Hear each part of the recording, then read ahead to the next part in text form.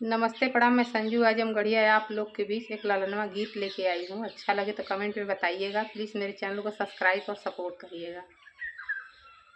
हम तो से पूछी लाया न बन सुगानावा, अरे न बन सुगानावा, अरे कतहूँ देखला ससुरु हमारा रे लालानावा, अरे कतहूँ देखला ससुरु हमारा रे लालानावा।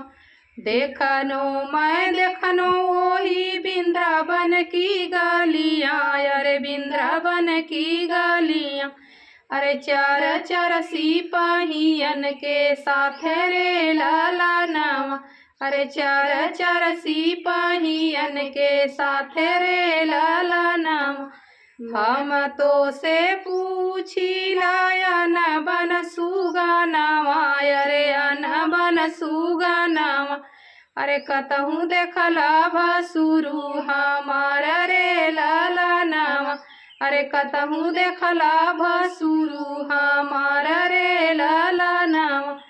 देखनो मैं देखनो वही वृंदावन की गलियाँ, अरे वृंदावन की गलियाँ, अरे चार चार लूटे रावण के साथ रे लालानावा, अरे चार चार लूटे रावण के साथ रे लालानावा।